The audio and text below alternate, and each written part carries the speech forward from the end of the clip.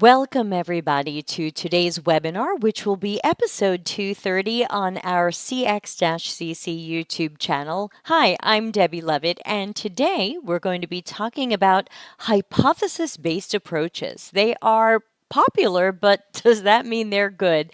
So it's another put on your critical thinking hat adventure that we're going to go on together, as we often do. Just a special thanks to everybody who is a paid Patreon in our patreon.com/CXCC universe. Thanks to all of our free members and all of our paid members. Please join at whatever level makes sense for you. I welcome everybody. And of course, even at the free level, you get some early access and perks. So I hope you will join and remove the algorithms between you and me. So let's get ready to share my screen. I think if I press this button, it will work. Let's take a look. Okay, sharing screen. Isn't it beautiful? That's how I run the show. And now we can take a look at this with our chat room. And let's see, there we go. So I'm going to be reading my article called Hypothesis-Based Approaches. You can find this article on Medium or my LinkedIn newsletter. It's in the link in the YouTube description. And as I go, I would love to hear your thoughts, questions, agreements, disagreements, challenges, thoughts, more questions as I go. And I might wait until the end of the article to answer them, or I might interrupt the article, but give it to me. And if you're watching the YouTube video later, give us a thumbs up, please, and put some comments if you have questions or want to agree or disagree. All right, let's talk about hypothesis-based approaches. Your company might call it hypothesis-driven development or a culture of experimentation. They might call it being product first or product led. It might be the lean startup approach. It comes under many names and it's credited to many different people, but it often takes the same form. Start with an idea. That's the beginning. This is our hypothesis. We believe that our idea is good, and we will learn if it's good by creating and testing an experiment. Some people believe that these approaches follow the scientific method. The above image that I just scrolled past is Alexander Cohen, not too sure how you pronounce him, and it shows a 6-step process. 1. Idea. 2. Hypothesis. 3. Experimental design. 4. Experimentation. 5. Inference. 6. Pivot or persevere. Interestingly, the creator of the above image named their PNG file Scientific Method V2, as if they've created a new version, the second version of the scientific method. But I remain humble, as they say in Italian. The scientific method, version 1, is often shown as having 5 core steps or phrases. 1. Research and observe. 2. Form a question or problem statement based on your research. 3. Create a hypothesis, an idea, or potential solution for this question or problem.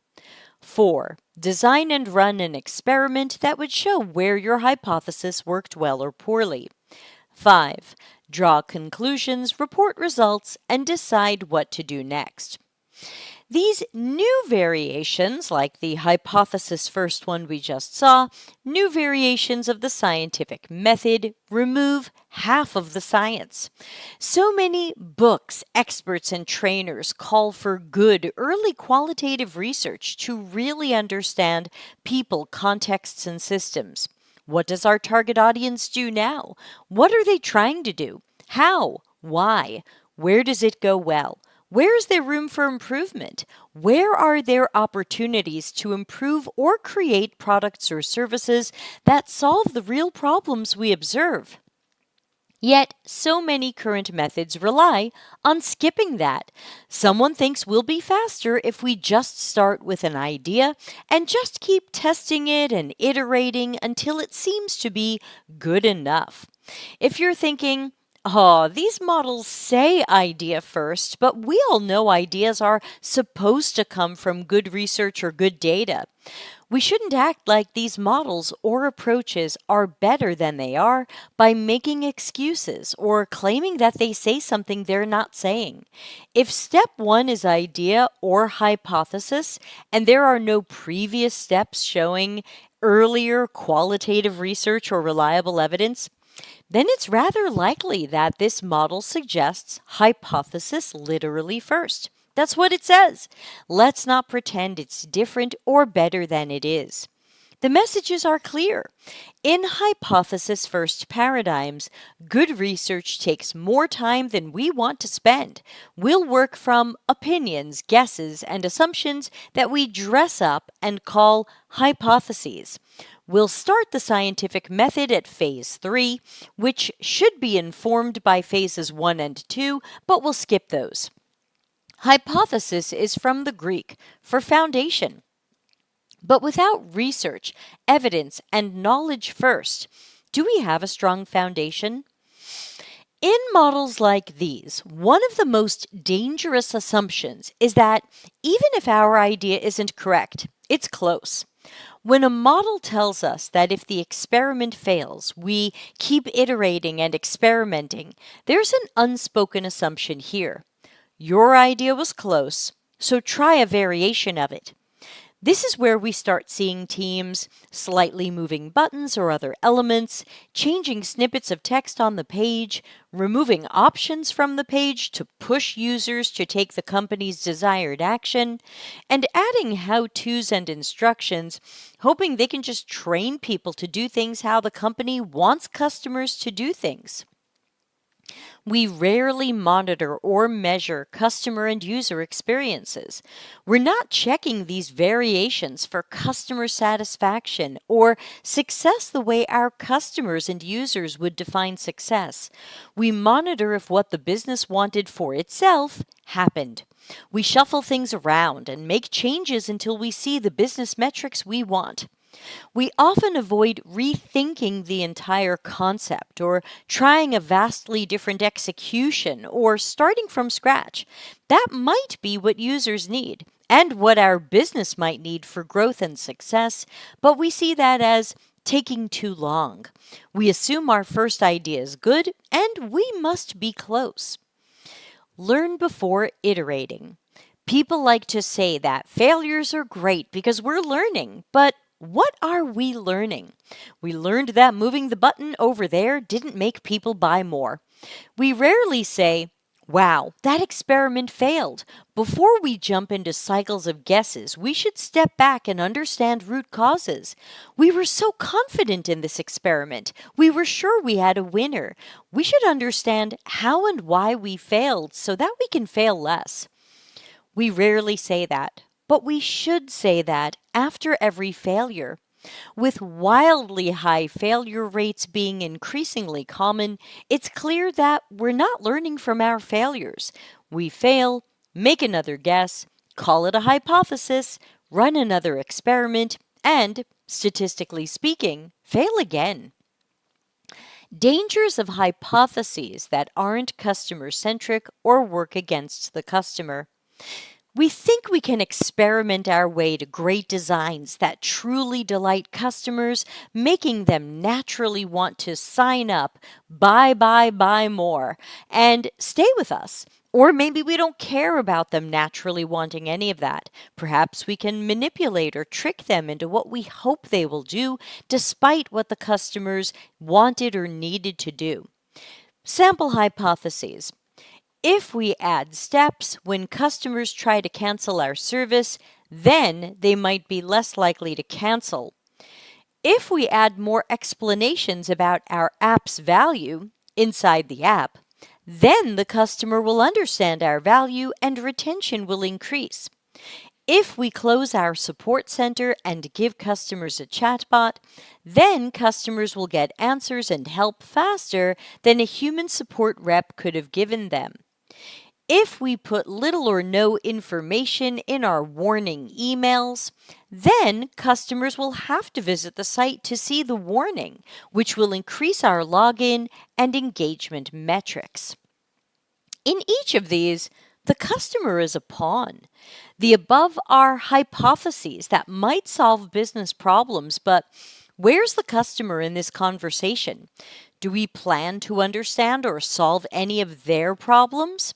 Will we create problems for them by mostly or only focusing on business goals? We probably have not considered customers' needs or what opportunities exist to solve their problems.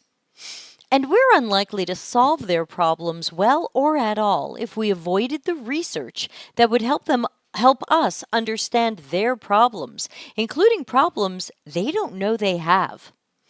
Let's add critical thinking to hypothesis first methods. That would mean going back to scientific method version 1, where we didn't create an idea, solution, or hypotheses without being informed by solid and recent observational research conducted by research experts who can remain neutral about the subject and the possible solutions. That would put critical thinking, science, and rigor back into the scientific method. Critical thinking checkpoint. How the customer is in the conversation. 1. Are customers only involved when we test, but uninvolved or barely involved in early research? 2. Are they there to be pushed around until they do what the company wants them to do? 3. Are we creating features, products, or services that work against usability, value, and accessibility? And 4. When we run experiments, tests, or launch features or products, are we measuring anything related to customer experiences from customers' perspectives, other than a satisfaction survey, or do we only measure business metrics? It's easy for a company to come up with any idea. I saw one company come up with the A/B testing hypothesis that if we remove all of the other links and buttons from the page, the user will have to click the button we want them to click. It wasn't written exactly like that, but you get my point. Sure, you could push pawns around until they click that thing more, but are they satisfied? Are they happy? Are they telling friends or colleagues good things about your company? Are they complaining to customer support more? Critical thinking checkpoint. Should we bother with this idea? Hypothesis first methods rarely require early critical thinking about your idea so that we weed out crappy or unethical ideas before bothering with experiments. At least one person on a team knows when an idea, potential solution, or hypothesis sucks. When I speak at agile or engineering conferences, I ask the audience to raise their hands if they've ever known, while coding a feature, that the feature was wrong for customers or users. Every hand in the room goes up. We waste a lot of time, money, and customer trust when we move forward with crappy ideas. But we'll learn something. Isn't a good enough reason to make UX designers create prototypes of crappy ideas, or worse, make engineering code crappy ideas. Unfortunately, the ego of the person who came up with the idea often bulldozes the critical thinkers. We're fine wasting time since our company has no accountability. You can waste tens of thousands of dollars, maybe hundreds of thousands, or even millions, and be in no trouble at all. Not demoted, not reprimanded, not put on a performance improvement plan. We really don't care how much time or money you waste as long as you report back that we were fast, experimental, and will really be innovating any minute now. Conclusion. We invoke the scientific method, but we don't follow the scientific method. The scientific method we all learned in school starts with research and observe.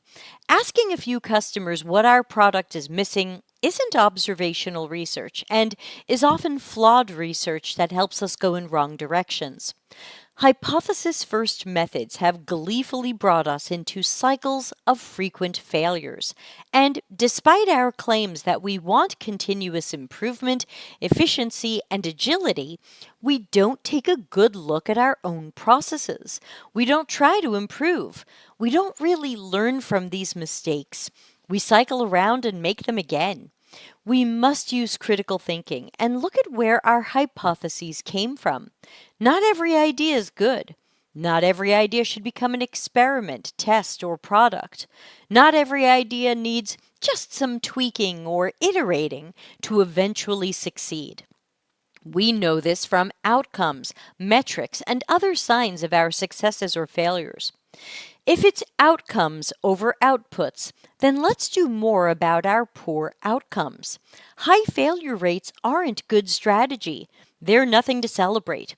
Shift back to a more scientific method and shift away from methods that create bad or frequent failures. And that is today's article. So if anybody's got any questions, I would be happy to take them. If you want to disagree or challenge me, you're welcome to do that as well. I will stick around at least a few more minutes to see if we have anybody who wants to ask a question. I'm not seeing any questions in LinkedIn. I'll double check YouTube just to make sure I'm not missing any comments today. But again, happy to get challenges, questions, etc. And if not, we can certainly wind down the webinar and you can share this to anyone who might need to hear it. Okay. All right, just double checking. And it looks like today our latency is really low, which is fantastic. All right, so without any questions or comments today, I will wind it down. And thanks to everybody who watched live on YouTube, Twitch, or LinkedIn. I saw a bunch of people watching on LinkedIn. Hello, everybody. And YouTube as well. And so I will, this will now go to our paid Patreon members for 2 weeks, and then it will be available on YouTube and to the public. So thanks to everybody who joined in. Don't forget to keep thinking critically about those approaches, especially hypothesis first, which is unfortunately quite far from a scientific method. We do not have a scientific method if we are starting with phase 3 of the scientific method. So be careful of hypothesis first and product first. Thanks again for joining, and see you tomorrow at Q&A AMA.